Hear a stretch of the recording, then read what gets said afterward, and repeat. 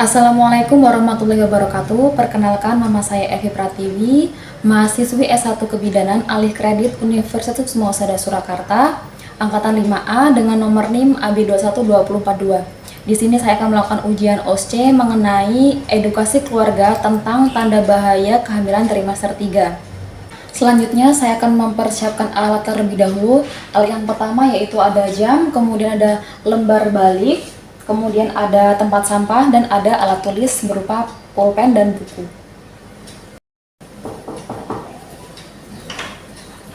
Silakan masuk. Ya. Silakan duduk Ibu. Ya. Gimana Bu, udah nyaman dengan posisi duduknya? Sudah. Sebelumnya perkenalkan ya Bu ya, nama saya Glenn Evi yang bertugas pada pagi hari ini. Ada yang bisa saya bantu Ibu? Iya Bu, saya ingin memeriksakan kehamilan dan saya ini mengalami pembengkakan pada kaki Bu.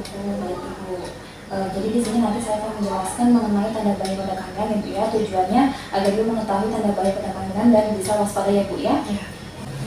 Saya data terlebih dahulu ya Bu ya. Ya. Namanya siapa Bu? Ibu H, Umurnya berapa? 36 tahun, Terus usia kehamilannya berapa Bu? sudah masuki 34 minggu. 24 minggu ya Bu ya. Tadi keluhannya kakinya bengkak ya Bu ya. Iya. Ada yang lain Ibu keluhannya? Tidak. Oke, sebelumnya saya akan mencuci tangan terlebih dahulu ya Bu ya. Cuci tangan 7 langkah menggunakan sabun dan air mengalir.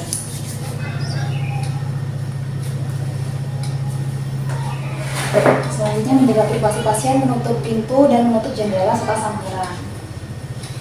Baik Ibu, sebelum saya menjelaskan tentang tanda bahaya kehamilan, saya periksa terlebih dahulu ya Bu ya. Mari Ibu ke ruang sebelah.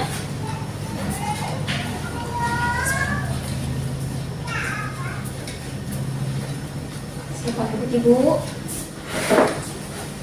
Nah, saya sudah melakukan pemeriksaan fisik pada Ibu. Sebelumnya saya tanya terlebih dahulu Ibu ya, apakah Ibu sudah mengetahui informasi mengenai tanda bahaya kehamilan? Belum Bu. Belum ya Bu ya. Jadi tanda bahaya kehamilan itu ada banyak macamnya Bu ya.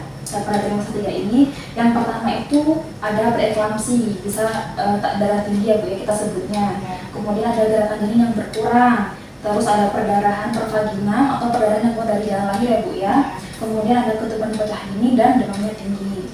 Nah, untuk preeklamsi itu sendiri ada gejalanya Bu. Yang pertama itu pandangan matanya kabur, kemudian sakit kepala yang berat dan menetap, kemudian bagian ulu hati bengkak, kemudian bengkak pada muka, tangan, dan apabila segera tidak ditangani akan mengakibatkan kejang serta kematian ya Bu ya.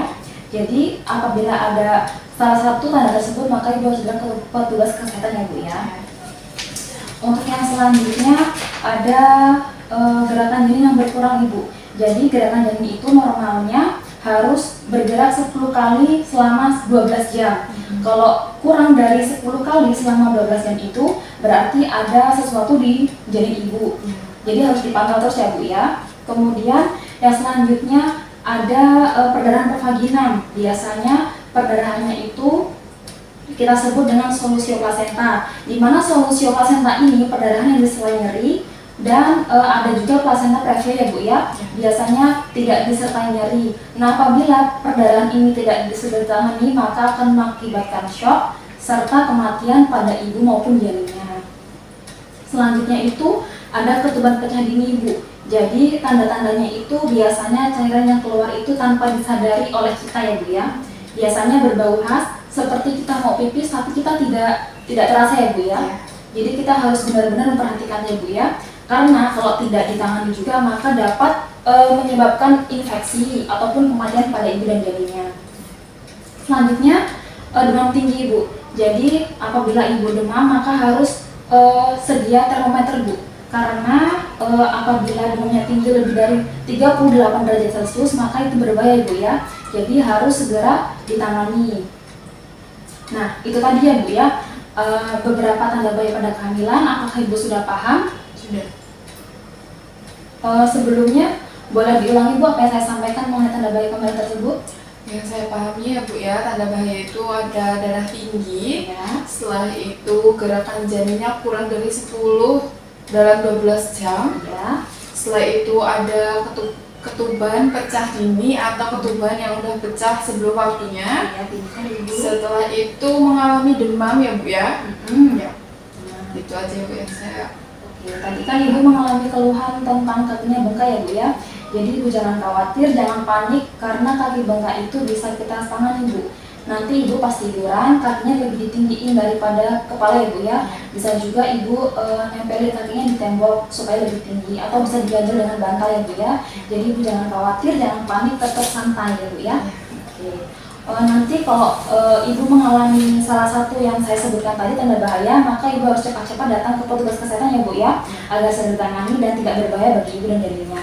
Gimana Bu, apakah Ibu sudah paham dengan apa yang saya sampaikan? Sudah Bu. Oke, terima kasih ya Bu ya. Semoga Ibu selalu sehat dan janinnya juga sehat ya Bu ya. Terima kasih Ibu. Ya, terima kasih Bu.